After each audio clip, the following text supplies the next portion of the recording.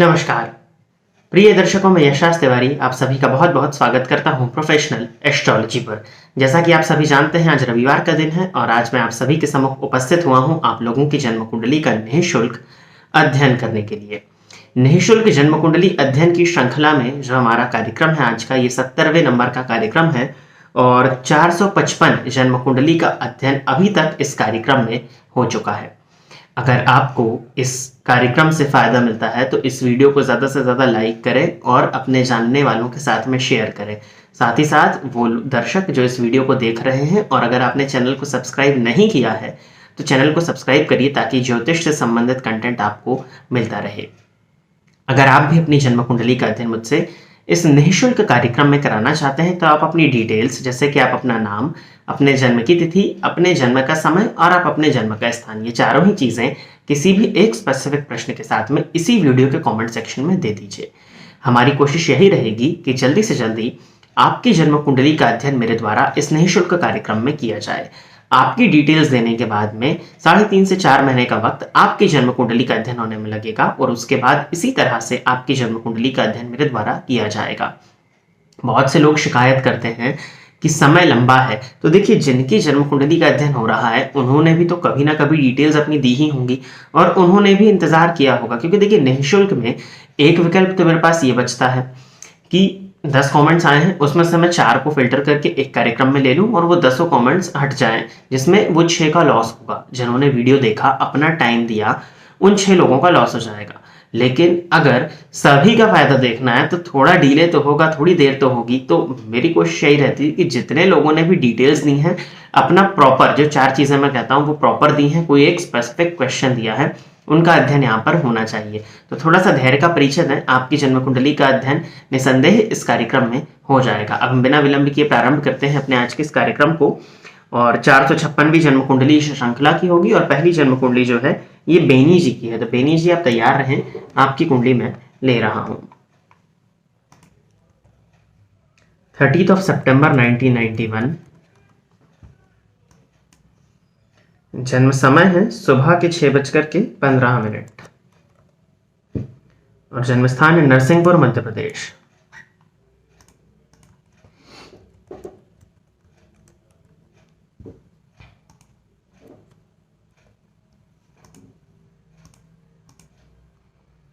बेनी जी आप कन्या लग्न के हैं, राशि आपकी वृषभ बनती है, तो ये भूमि तत्व का लग्न है और भूमि तत्व की राशि है, ये अच्छी स्थिति है। लग्नपति बुध बन जाते हैं, लग्न में ही बैठे हुए हैं भद्र नामक महापुरुष योग लगा करके। लेकिन इस कुंडली को समझना होगा कि लग्नपति तो लग्न में बैठे हैं जो कि बहुत मजबूत स्थिति है, परंतु अष्टमपति भी जाकर के लग्न में बैठ गए हैं। तो जब भी किसी भी व्यक्ति की जन्म कुंडली में अष्टमपति का लग्न से अगर संबंध बन जाता है, अगर वो लग्नेश के मित्र नहीं है, तो इस स्थिति में जातक के जीवन काल में अत्यधिक संघर्ष की स्थिति उत्पन्न हो जाती है। दूसरी चीज, जो इस कुंडली के लग्नेश लग्न में बैठकर के भद्र नामक महापुरुष योग, जो कि सबसे बड़ा योग इस जन्म कुंडली का बना रहे थे, अगर उनको हम अच्छे से समझें तो नवमांश कुंडली में वो बुध नीच राशि में बैठे हुए हैं और देखा जाए तो नवमांश में उनका नीच भंग एक तरह से परिवर्तन होने के चलते तो कहा जाएगा, लेकिन फिर भी नवमांश में अगर ग्रह नीच राशि में बैठा हुआ है तो वो फल नीच का ही दे रहा है।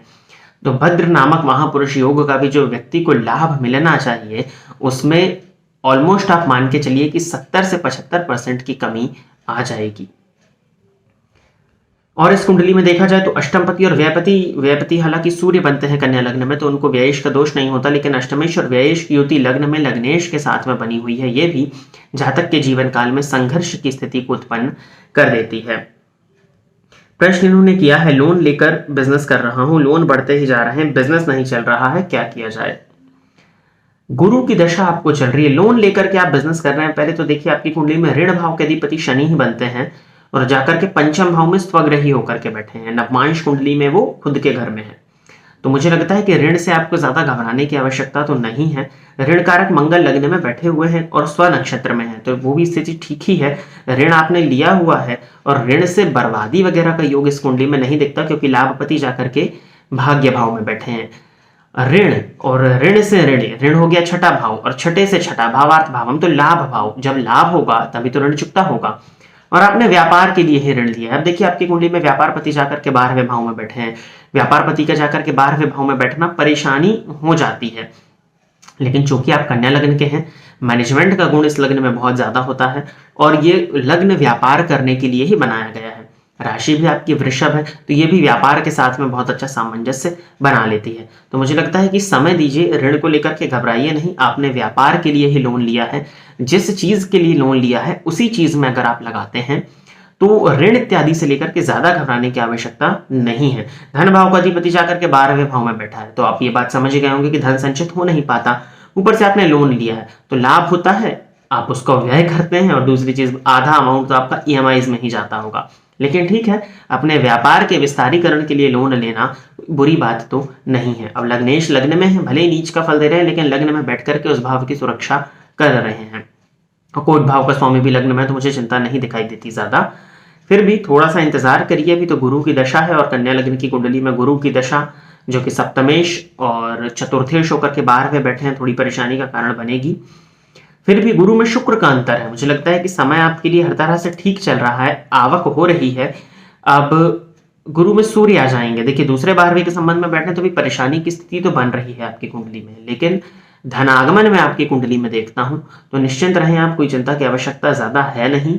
लाभ होगा और व्यय होता रहेगा, यह आपके साथ है। धन संचयन इस कुंडली में नहीं है, आप खुद ही समझ सकते हैं। धनपति जाकर के 12वें भाव में धन कारक के साथ बैठे तो धन संचित तो नहीं होने वाला, लेकिन ठीक है, फिर भी आएगा, तभी आपका व्यय होगा, क्योंकि लाभपति भाग्य भाव में बैठे हैं, तो मैं इसको ठीक समझता हूं। अपने चंद्रमा को मजबूत करिए और बुध का उपाय करिए। तो बुध के लिए गणेश जी की आराधना मैं हमेशा बताया करता हूं, तो गणेश जी का मंत्र आप जप कर सकते हैं। और चंद्रमा के लिए आप हो सके तो रोज नहीं तो सोमवार के दिन शिव जी के मंदिर में जाकर के शिवलिंग पर दुग्ध मिश्रित जल अर्पित करें। चंद्रमा के मंत्र का जप भी कर सकते हैं, और चाहें तो पूर्णिमा की रात में चंद्रमा को दुग्ध से अर्घ्य भी दिया जाता है। कई लोग इसमें पूछते हैं कितने बजे, शाम के 7 के बाद में, आप कभी भी दे सकते हैं, वो ठीक है आपके लिए। और अगली जन्म कुंडली है ये फनी किंग, इन्होंने आईडी दी है, अपना करियर से रिलेटेड पूछना है। आपने अपना नाम नहीं दिया है तो आप समझ जाइएगा कि अगर आप अपना नाम नहीं देंगे तो आपकी कुंडली में होने के बाद भी नहीं देख पाऊंगा। करियर बिजनेस इनको पूछना था, परंतु इनका जब नाम ही नहीं है, फनी किंग नाम से मैं एनालिसिस करूंगा आपकी आईडी का, आपकी कुंडली का।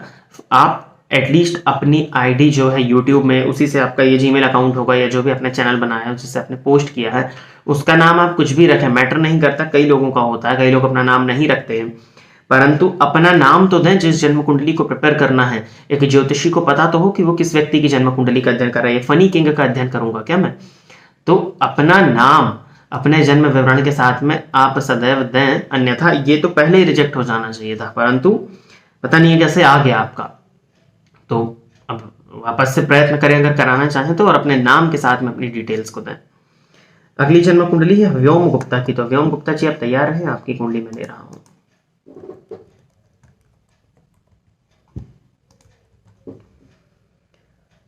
ग्यारह दिसंबर 1995, 13:20, नरसिंहपुर मध्य प्रदेश। व्योम गुप्ता जी आप मीन लग्न के हैं, राशि आपकी कर्क है, तो जल तत्वीय लग्न जल तत्वीय राशि, इसको अच्छा माना जाएगा। इन्होंने प्रश्न किया है, नमस्कार गुरुजी, I am pursuing acting career in films, तो प्लीज बताइए कैसा फ्यूचर रहेगा और मुझे अपनी तरह का काम कब मिलेगा, और ये भी बताएं कि मुझे क्या करना चाहिए और क्या नहीं। आई am pursuing acting career in films, ये फिल्म्स में जो मूवीज होती हैं उसमें एक्टिंग के क्षेत्र में आगे बढ़ना चाहते हैं। देखिए जो आपने प्रश्न लिखा है कि मुझे अपने तरह का काम कब मिलेगा, अपने तरह का काम से आपका क्या मतलब है? अपने तरह का काम थोड़ा मेरी समझ से परे है कि अपने तरह का काम आप किसको मानते हैं। देखिए आपकी कुंडली में लग्नपति गुरु बन जाते हैं, दशम भाव में जाकर के बैठे हुए हैं जहां पर वो कारक होते हैं, लेकिन 0 अंश पर हैं, बाल्यावस्था में है, परंतु हंस नामक महापुरुष योग, तो गुरु को बल देंगे तो हंस नामक महापुरुष योग का आपको फल तो मिल जाएगा। गुरु शुक्र की युति भी आपकी जन्म कुंडली के दशम भाव में है, और शुक्र को देखा जाए तो षडबल में उनके पास में बल है और वो स्व नक्षत्र में है, तो फील्ड तो आपने सही चुनी है, क्योंकि नवमांश में भी देख पा रहा हूं शुक्र स्व राशि के हैं, तुला राशि में मूल त्रिकोण का माना जाएगा। लेकिन देखिए एक्टिंग की फील्ड में शायद 1-2 बृहत जन्म कुंडली अध्ययन में भी इस एक्टिंग की फील्ड के विषय में मैंने बृहत रूप से समझाया है, और हो सकता है आपने प्रश्न दिया है तो वहां पर देखा हो।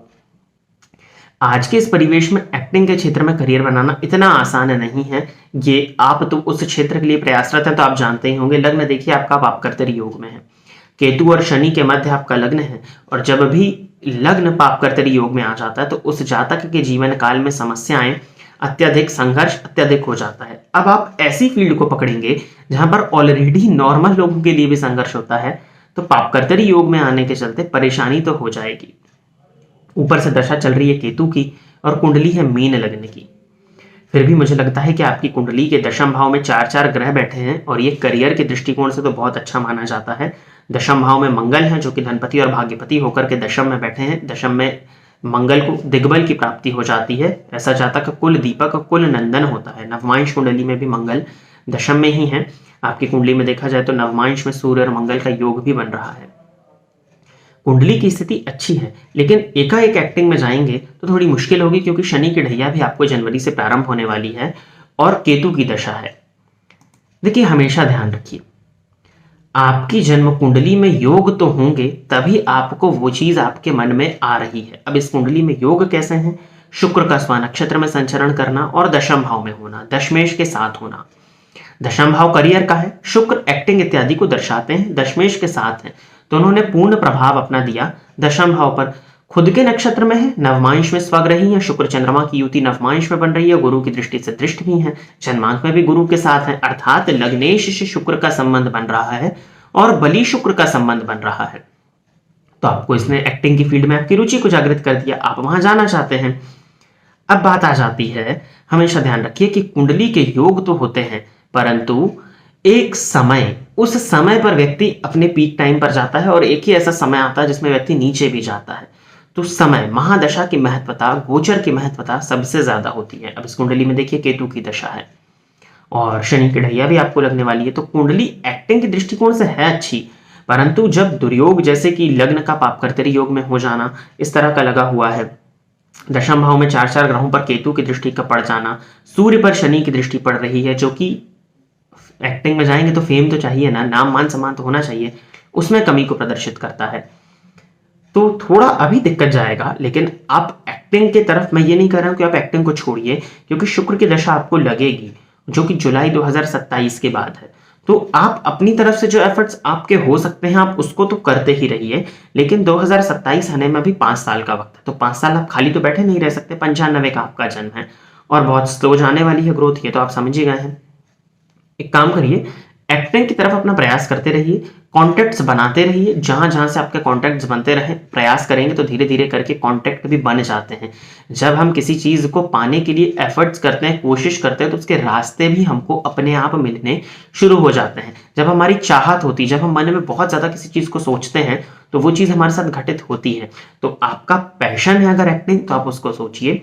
जन्म कुंडली के हिसाब से 2027 के बाद में ऐसा वक्त है कि आपको एक्टिंग की फील्ड में सफलता मिलने की जो प्रारंभ है वो हो सकता है। बाकी अगर रही बात अदर करियर की या अदर आप अपना, क्योंकि 5 साल कुछ तो करेंगे, तो इस कुंडली में टीचिंग का बहुत अच्छा योग है, बैंकिंग इत्यादि में भी आप जा सकते हैं, प्राइवेट बैंक में नौकरी करने का बहुत अच्छा योग है, किसी को कुछ सिखा सकते हैं, और सरकारी नौकरी के भी योग आपकी कुंडली में थे। अब आपने पता नहीं उस विषय में सोचा या नहीं सोचा। अब सरकारी नौकरी का सोचेंगे तो वो भी आसान नहीं है, उसमें भी समय जाएगा। तो आप अपने हिसाब से देखिए, 3-4 फील्ड्स हैं, मेरे लिए टीचिंग इस कुंडली में बहुत बढ़िया दिखाई देता है, तो आप टीचिंग की तरफ बढ़ सकते हैं आगे। बाकी फैशन डिजाइनिंग, इंटीरियर डिजाइनिंग से संबंधित काम भी आपकी कुंडली में बनता है, तो वो भी आप कर सकते हैं। व्यापार की तरफ मत जाइएगा, जॉब की ही तरफ जाइए। और एक्टिंग अगर आपका पैशन है तो आप एक्टिंग में जाएं, एक्टिंग में इस कुंडली में सफलता है, परंतु अभी समय है उसके लिए। उपाय के तौर पर शिव जी के मंदिर में रोज जाइए, शिव जी आपके इष्ट देवता हैं, और जल अर्पित करिए शिवलिंग पर, यह आपके लिए अच्छा होगा। और अगली जन्म कुंडली है विशाल सोनी जी की। तो विशाल जी आप तैयार रहें, आपकी जन्म कुंडली मैं ले रहा हूं। 16 फरवरी 1997, 12:45 AM, ये रात के 12:45 हैं, और जोधपुर राजस्थान।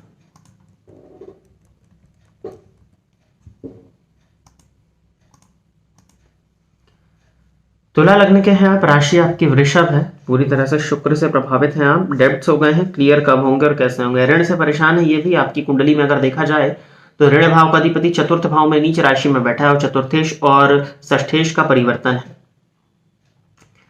हालांकि मंगल की दृष्टि जा रही है ऋण भाव पर, लेकिन ऋण भाव का स्वामी नीच राशि में। देखिए आपकी कुंडली में जो ग्रह योग मैं देख पा रहा हूं वो तो ऋण से प्रॉपर्टी के बिकने की तरफ संकेत दे रहा है।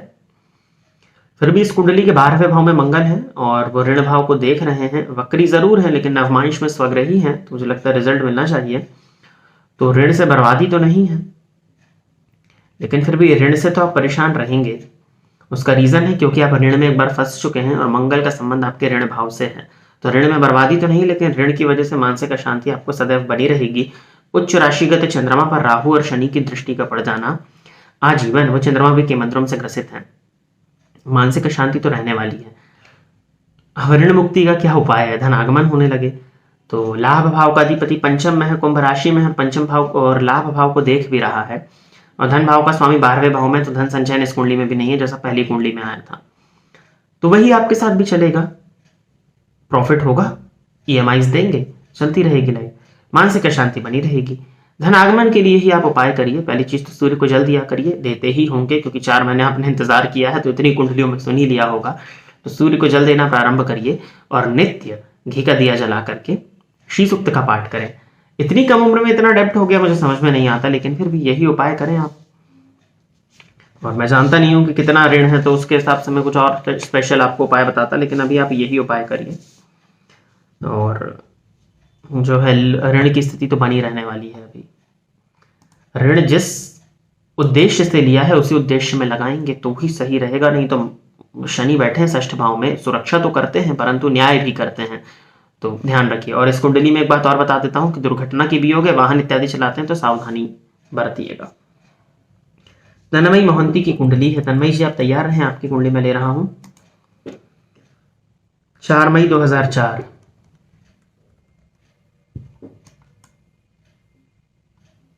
शाम के 5:50 हैं और खोरदा उड़ीसा।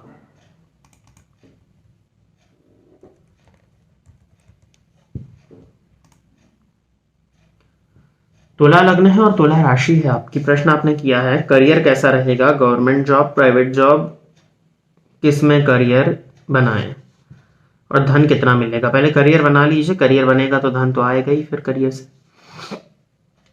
तुला लग्न की कुंडली है आपकी, लग्नपति जाकर के अष्टम भाव में बैठे, लेकिन स्वराशि के हैं तो अवयोग तो नहीं मान्य होगा, लेकिन वो शुक्र बनते हैं लग्नेश और नवमांश में वो नीच राशि में हो गए हैं। और नवमांश कुंडली में शुक्र का नीच राशि में जाकर के बैठना अच्छा नहीं माना जाता। ये जातक की सुख सुविधाओं में कमी लाने वाला होता है। और लग्नपति हैं आपकी कुंडली में, वो नवमांश में नीच हो गए हैं तो जातक के जीवन काल में संघर्ष भी होता है। सूर्य सप्तम में है लेकिन उच्च राशि में बैठे हैं जो कि लाभेश हैं, तो विवाह उपरांत ये अच्छी इनकम को दर्शाते हैं। और षष्ठपति जाकर के लाभ भाव में बैठे हैं तो इसको भी ठीक माना जाएगा। दशम का स्वामी जाकर के बैठा हुआ है लग्न में, 15 अंश पर है, तो चंद्रमा भी लग्न में अति विशिष्ट कारक होते हैं। बहुत अच्छा तो नहीं माना जाता क्योंकि राहु की दृष्टि से दृष्ट हो गए हैं, लेकिन लग्न में बैठे हैं, लग्नगत हैं, और दशमपति का लग्न में बैठना ठीक होता है।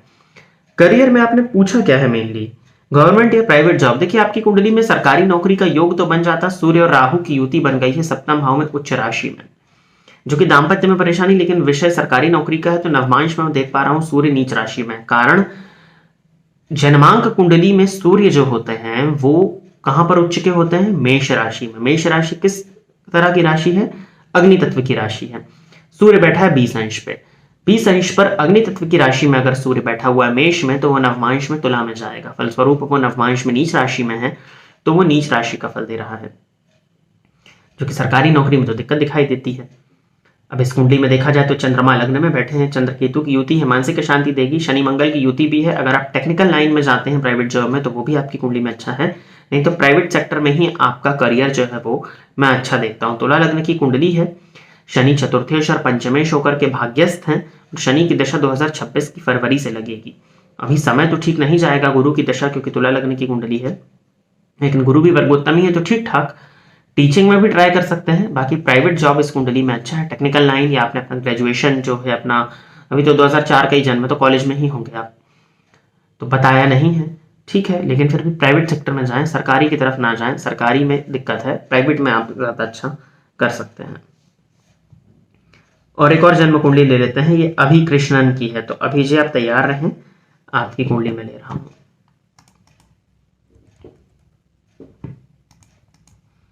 जन्म की तिथि दिया है इन्होंने 4 सितंबर 1994। सुबह के 8:15 का जन्म है।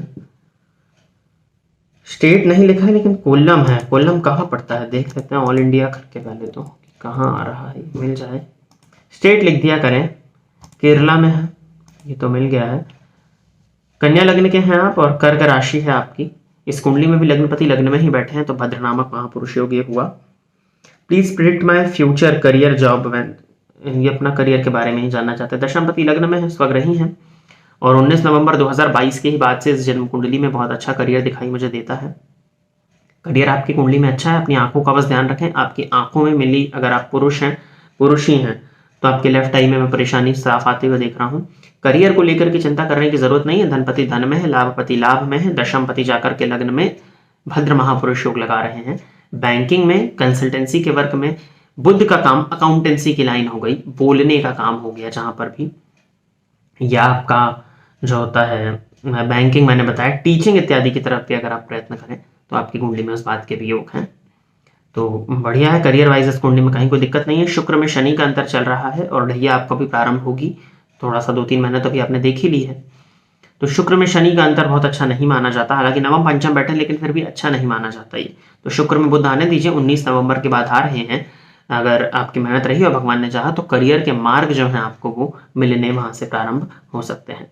तो प्रिय दर्शकों, आज के लिए बस इतना ही। इतनी ही जन्म कुंडली का अध्ययन करने के लिए आज मैं आप सभी के समक्ष उपस्थित हुआ था। आशा करता हूं कि जितने भी लोगों की जन्म कुंडली का अध्ययन मेरे द्वारा इस निःशुल्क कार्यक्रम में हुआ वो सभी संतुष्ट होंगे। अगर आप भी चाहते हैं कि आपकी जन्म कुंडली का अध्ययन मेरे द्वारा इस निःशुल्क कार्यक्रम में किया जाए, तो आप अपनी डिटेल्स जैसे कि आप अपना नाम, अपने जन्म की तिथि, अपने जन्म का समय और अपने जन्म का स्थान, ये चारों ही चीजें किसी भी एक स्पेसिफिक प्रश्न के साथ में इसी वीडियो के कमेंट सेक्शन में दे दीजिए। हमारी कोशिश यही रहेगी कि जल्दी से जल्दी आपकी जन्म कुंडली का अध्ययन मेरे द्वारा इस निःशुल्क कार्यक्रम में किया जाए। इस वीडियो को लाइक करिएगा, चैनल को सब्सक्राइब करिए, शेयर भी करिए ताकि और भी लोगों को ये जो कार्यक्रम है वो मिल सके। आज के लिए बस इतना ही, पुनः मुलाकात होगी। नमस्कार।